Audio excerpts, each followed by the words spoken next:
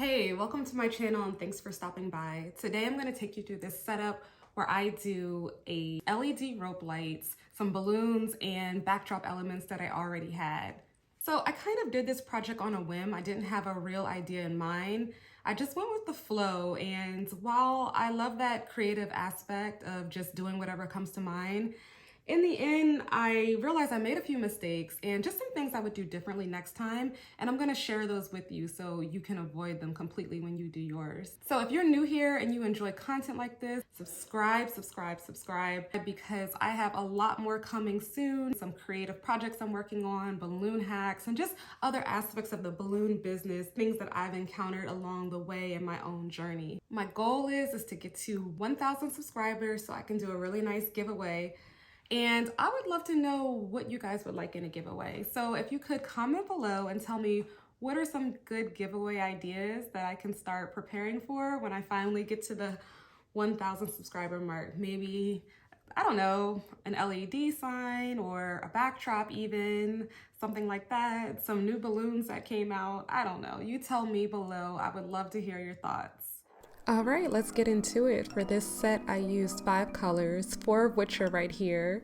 Did a little metallic black, fashion pink, retro wildberry, and Sempertex silver, reflexes silver. This is a metallic black. I'm trying to show you what it looks like close up. I didn't really like it that much. It just looked like a dusty version of black. This is the Sempertex reflex silver and the fashion pink.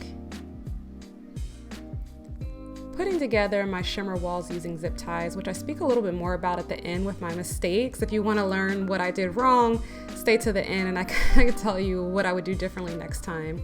And then of course my 3D wall panel and my grid walls, both are recent additions to my stock. I find that these backdrop elements are more affordable, especially if you're just starting off in the balloon business.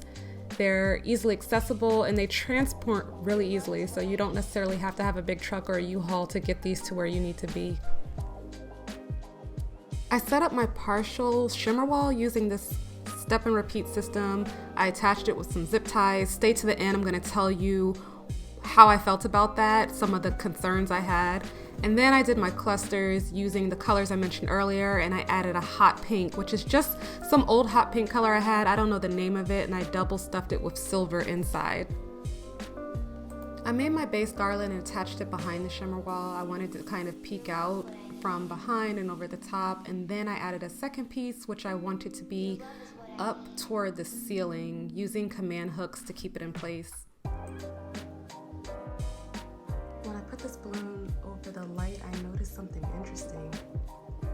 It looks like tape or some type of, maybe it's color, some part of the manufacturing process, I don't know, but I thought that looked unique. I've never seen it before.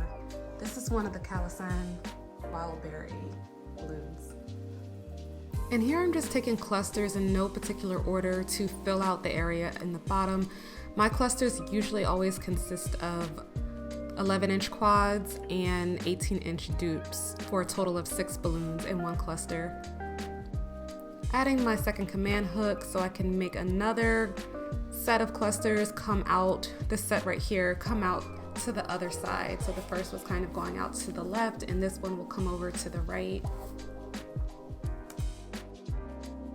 I added these black orbs just for a little bit of texture and visual interest.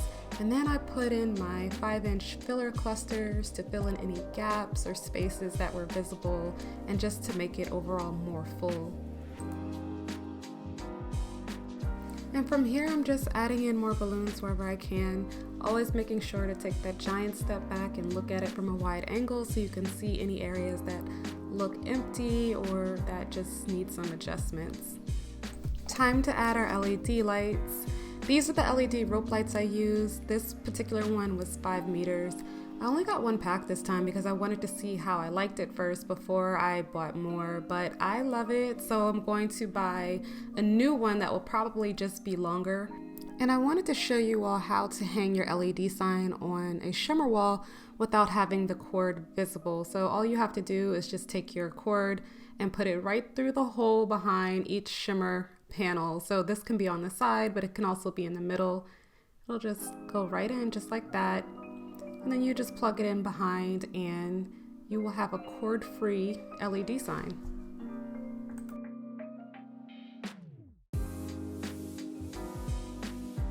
And just in case you're wondering, I hung the actual sign using clear fishing line. So here's the final look, but stay with me because I want to tell you my thoughts behind this project and a few things that I think will help you out as well. So I hope you all had as much fun watching that setup as I did completing it.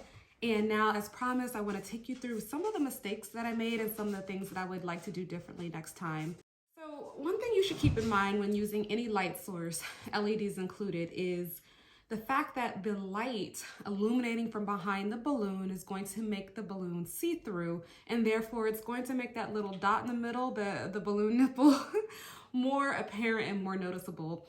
And I didn't think about that until afterward, and so when I was going through it, I noticed, especially the lighter color balloons, like the pink, the nipple area was really prominent, especially when compared to the side that didn't have the lights. So I played around with it a little bit to find a solution. And one thing that I found works a little bit better is to double stuff your balloons, especially if it's light, well, not as opaque rather. And that will help just reduce the amount of light that goes through the balloon and highlights the dark area or the nipple area or really any imperfections. So tip number one, when using a light source behind the balloons, double stuff. The second mistake that I made, which I didn't really like, is the shimmer wall panels. I feel like each panel wasn't tied together as close as I would have liked it to been. And I mean, I guess it depends on the person, but I could definitely notice the space between each panels. I did not like that, and I think next time what I'll do is I'll reinforce it with more zip ties, because even though it had zip ties, I feel like maybe they weren't strong enough and they started to open a little bit, even though they're not supposed to, they did. So number three, the third thing I would do differently, well, the third and the fourth things that I would do differently are both had to do with the stand for the shimmer wall. First thing is I attached the back of the shimmer wall to the stand using a zip tie method. I used two of those steel or aluminum, I'm not sure what they're made of, poles, and I just attached each side of the panel to the top of each pole. And in hindsight, if I could do it again, I would actually use a crossbar going across the top just to make it more stable, and then have it attached at each point, maybe like 3 or 4 points on the crossbar, because I noticed when it was attached only on the ends, the shimmer wall could move, right? It's really hard to explain, but it just wasn't stable, and I felt like it made the shimmer wall concave a little bit when the bars would move outward, and bow when the bars would move, well, in the reverse. So basically the shimmer wall would concave or bow depending on how I moved it. And if I had a crossbar, it would have just stayed flat the whole time. So I didn't have one short enough, but I feel like I could have made one out of something from the dollar store or a tension rod, or even just bought one off of Amazon, and I will do that next time. And the fourth thing, also regarding the stand, I noticed at the bottom half of the stand is visible. Now this is just an amateur mistake. I could have covered it with anything. I could have covered it with more balloons. I could have covered it with a drop cloth or something that just blended well.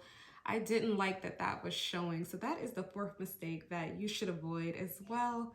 And I'm just kind of going through the photos a little bit to make sure. Yeah, I mean, overall, I think we're always more critical of our work, and that's the whole point of learning and getting better. You know, with anything creative, you're always going to improve over time. And moving forward, I will continue to look for ways to make my work better. And as I do that, I hope to share those learning lessons with you. But starting a balloon business can be expensive, which is why you should watch this video where I show you how to use less expensive LED lights and a DIY backdrop to make the maximum impact.